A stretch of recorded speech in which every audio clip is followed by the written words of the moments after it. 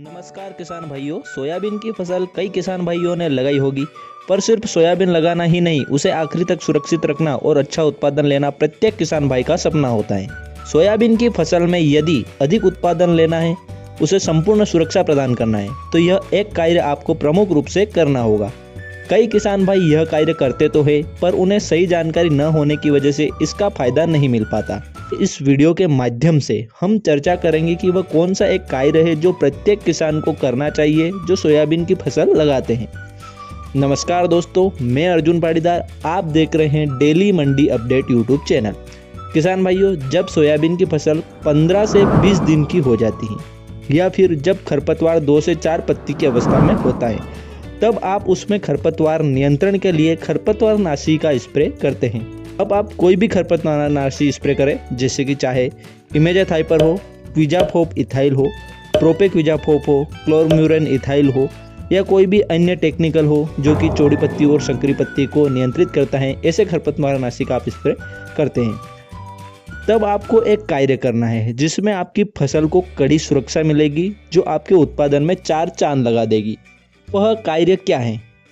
किसान साथियों, जब आप सोयाबीन की फसल में पोस्ट इमरजेंस हर्बिसाइड या खरपतवार नाशी का स्प्रे करते हैं, यानी कि जब खरपतवार 3 से 4 पत्ती की अवस्था में हो और तब आप खरपतवार नाशी स्प्रे करते हैं, तब उसमें आपको एक सिस्टेमिक इंसेक्टिसाइड मिला देना है, जैसे कि फिप्रोनिल 5% SC हुआ, थाइमेथोक्सम प्लस लेम्ब्डासाइलोथ्रिन का जो कॉम्बिनेशन आता है वो हुआ। इस प्रकार का जो भी सिस्टेमिक एक्शन वाला इंसेक्टिसाइड है उसको आपको मिला देना है, जो कि तना मक्खी और रिंग कटर यानी गर्डर बीटल जैसे कीटों को नियंत्रित करता है।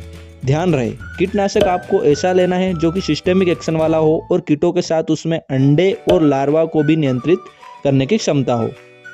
अब मैंने बात की है कि कीटनाशक सिस्टेमिक एक्शन वाला होना चाहिए, तो सिस्टेमिक एक्शन का मतलब होता है कि वह प्रणालीगत होना चाहिए जो कि पौधों में अवशोषित होकर पौधे में सभी भागों में फैल जाए। जब भी कीट पौधे का रस चूसने की कोशिश करे या फिर पौधे के कहीं भी किसी भी भाग को चबाने की कोशिश करे, तो वह खत्म हो जाए।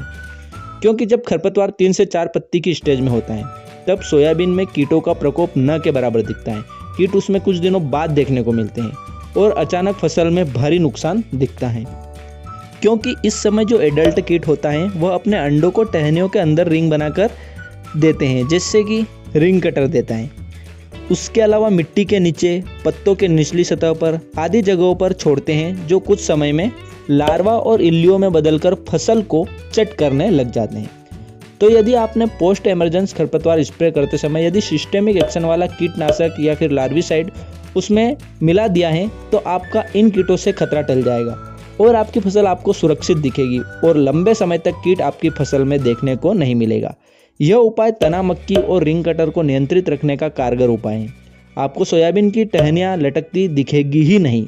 देखिए, बहुत से YouTube वीडियो में आपने देखा होगा कि खरपतवार नाशक के साथ आपको कीटनाशक नहीं मिलाना चाहिए।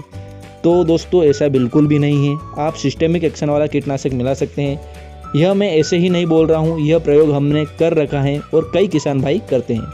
हमने देखा कि जिन किसान भाइयों ने खरपतवार नाशी के साथ सिस्टेमिक एक्शन वाला कीटनाशक मिलाया था, उनकी फसल कुछ दिनों बाद सुरक्षित दिखी। उसमें रिंग कटर का प्रकोप दिखा ही नहीं, फसल सुरक्षित और स्वस्थ खड़ी थी। और जिन किसान भाइयों ने इंसेक्टिसाइड नहीं मिलाया, उनके फसल की टहनियाँ लटक चुकी थी और रिंग कटर, तना मक्खी जैसे कीटों का प्रकोप देखने को मिला। तो प्रकोप के बाद उतना अच्छा नियंत्रण नहीं मिल पाता है दोस्तों, जितना प्रिवेंटल तौर पर या शुरुआत में सुरक्षित रखने पर, प्रोटेक्ट करने पर मिलता है। अब जब यह कार्य करने के बाद, यानी खरपतवार नाशी में कीटनाशक मिलाकर स्प्रे करने के बाद, जब सेकंड बार आप कीटनाशक का स्प्रे करते हैं, यानी कि अब आपने खरपतवार नाशी में सिस्टेमिक एक्शन वाला कीटनाशक मिला दिया, स्प्रे कर दिया, उसके बाद जब आप सेकंड स्टेज में स्प्रे करते हैं, यानी कि जब दोबारा कीट का अटैक होता है, तब आप अगर स्प्रे करते हैं तो आप टेक्निकल को बदल लीजिएगा, जिससे कि कीट दवाई के प्रति प्रतिरोध विकसित नहीं कर पाते, दवाई के प्रति वो रेजिस्टेंस नहीं हो पाते और आसानी से वो समाप्त हो जाएंगे।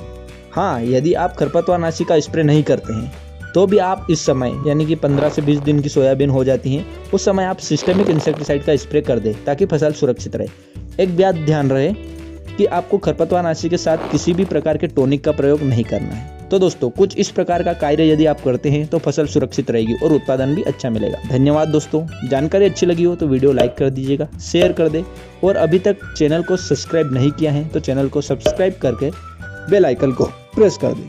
हाँ, और कमेंट करें आपने कितनी एकड़ सोयाबीन लगाई है।